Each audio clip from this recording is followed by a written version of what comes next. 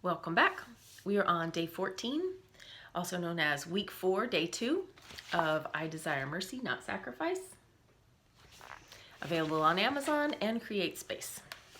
So today we're talking about mindfulness. And I start off with comparing and contrasting some versions of the Bible. New Living Translation is what I'm going to start with, and it is my favorite for this verse. Not all verses, just this one. Ecclesiastes 5:1. Don't be a fool who doesn't realize that mindless offerings to God are evil. Whoa. So here it is in the NIV. Rather than to offer the sacrifice of fools who do not know that they do wrong. Okay, and here it is in the Message. And I'm just, cutting down the part that I'm talking about. Then mindlessly offering a sacrifice, doing more harm than good. So with two of those versions and some other versions as well, it's not even clear that mindless offerings are an evil thing. It's just like fools are just doing foolish things. Like they don't specify. It is evil to do a mindless offering. So we often forget in times that we are either furthering the kingdom of God or we're furthering the kingdom of darkness. There is no middle ground, and that's what's going on here.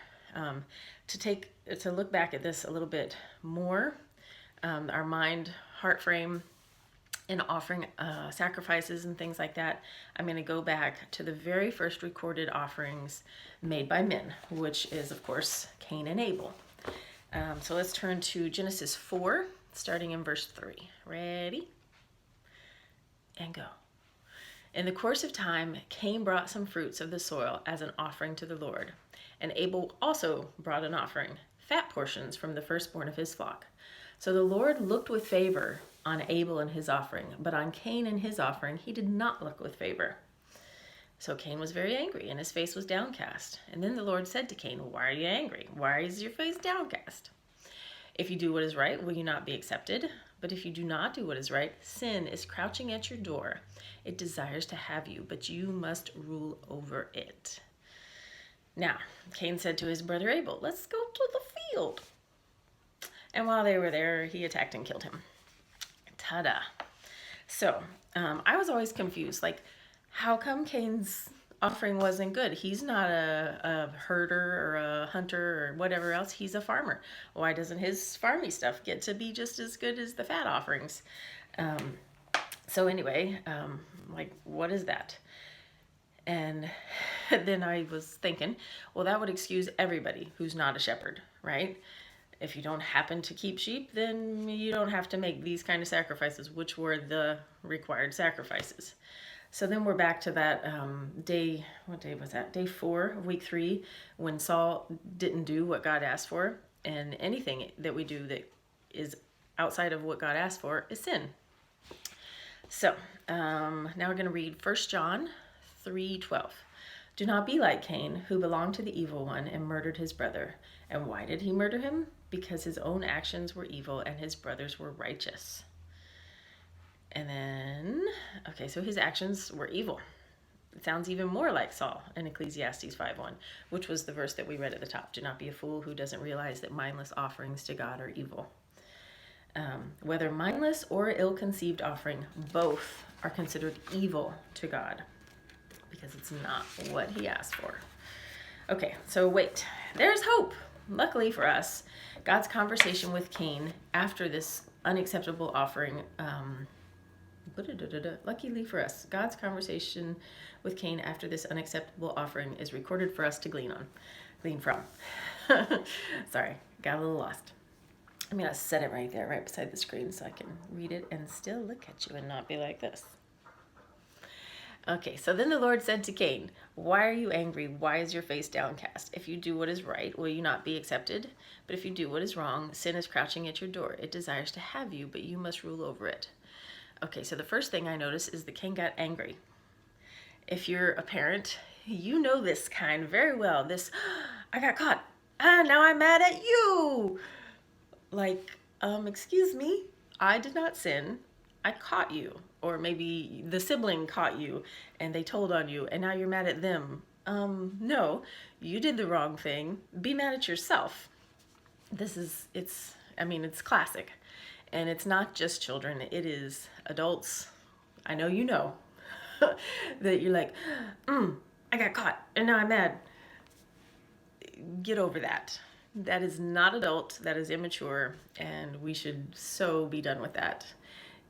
Getting caught is not the bad thing. The sin that gets you there is the bad thing.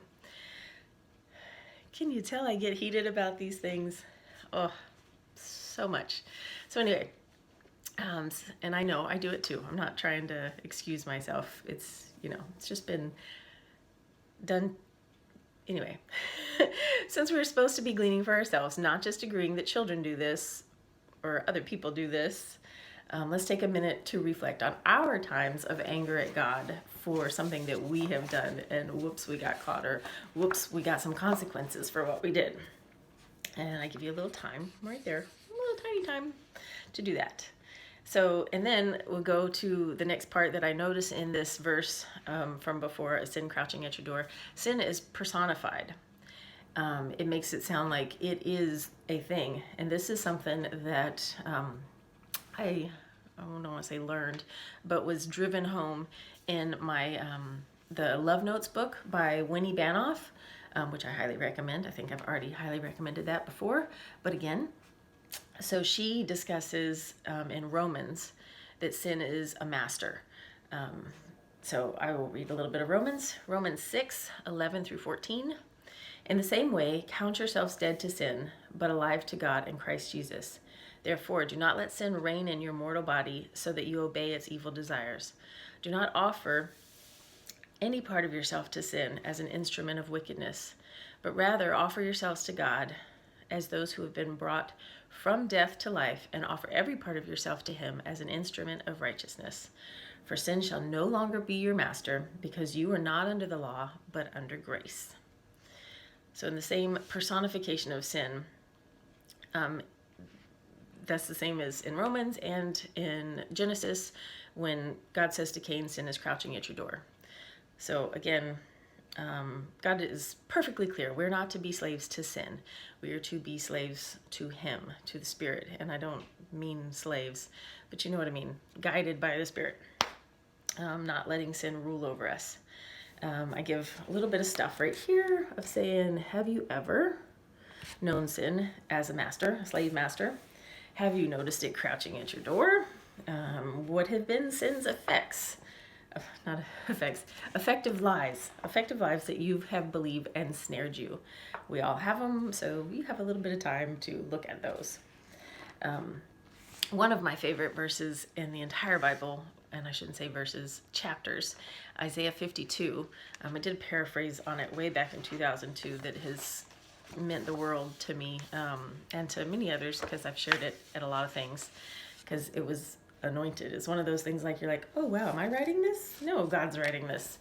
But one of the lines in it is that you were sold for nothing, and without money you will be redeemed. We need to remember, Satan did not buy anybody. He doesn't own anybody. Anybody who thinks I've sold my soul to the devil, no, sorry. The devil didn't pay for anything. Jesus paid it all. He paid for everybody. So just get that settled right now. No one belongs to Satan.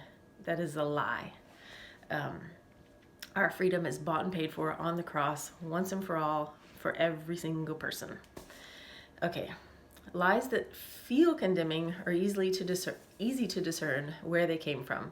Like, you'll never be good enough. You'll never amount to anything. We can kind of go, that sounds like the devil. But then there's other lies that kind of come in under the radar. And I think, like with Cain, if the very first thing he ever heard was, go kill your brother, I'm pretty sure he'd go, get behind me, Satan. That's obviously the enemy. But I believe that there are other lies that snared Cain in the first place, and by then he was already a slave to sin. Let's see, where am I at in the book? 1 Samuel 15:23. It says, rebellion is like the sin of divination. We read this yesterday. And arrogance like the evil of idolatry. And then in Matthew 5:28, Jesus says, lust is like the sin of adultery. There are plenty more verses that we can take and equate, like the small sin that we do often, like just have, evil thoughts or thinking somebody's stupid or, just the little things. And then he equates these things to the big sins. And what he's really doing there is saying these little small snares are the sins that lead you then to the bigger sins. It is perfectly shown in James 1:14-17. I read that guy. Each person is tempted when they are dragged away by their own evil desire and enticed. Then, after desire has conceived, it gives birth to sin. And sin, when it is full grown, gives birth to death. Do not be deceived, dear ones. Every good and perfect gift is from above, coming down from the Father of heavenly lights, who does not change like the shifting shadows. So after James goes through this terrible progression of sin leads to this leads to that, and the wages of sin are death, he says, I got hope. Don't be deceived. God is the giver of all good gifts, and he doesn't change. Personally, I think that every single sin we commit is because we do not believe that God has our best in mind, or that he is the giver of good gifts. It's a lack of faith that God is who he says he is, and that he does not change his mind in favor of punishment. He might change his mind to give you more time, or like the times when he's said, like with Hezekiah, you're going to die. And then he says, no, please don't let me die. Oh, okay. God changed his mind and let him live longer. That's a whole nother story, because I often wonder, those last 15 years of Hezekiah's life really turned out to be some crap. So maybe he just should have died. But that's a whole nother story. Blah, blah, blah, blah, blah. There's the last little bit of what snares I can't read it backwards. What snares do you need Holy Spirit's help to master? God help us as we walk through this life full of snares to be mindful. So again, I think kind of the main message of today is be mindful. Mindless offerings are evil. But the thing to remember with any sin, the small ones to the big ones, is that God has the very best in store. He is not a man that he should lie. He does not shift with the changing shadows. He's not wavering. All the things that we don't trust about people, God is none of those. So instead of thinking he doesn't have what's best for me in mind, when temptations come your way and you think, well, maybe this will be a good idea. Maybe I will, watch this perverted thing, or maybe I will be perverted. Maybe, all the different things that come in, little subtle things that lead to bigger things. Remember that God's plan is best. And if you can remember that, you can follow him wholeheartedly and lean your entire weight on him, because he is worthy and he can handle your weight. He can handle all the pain, all the cries, all the stuff. He's got it. Ain't no problem for him. He's set the world in motion. I think he can handle you. Blessings. See you next time.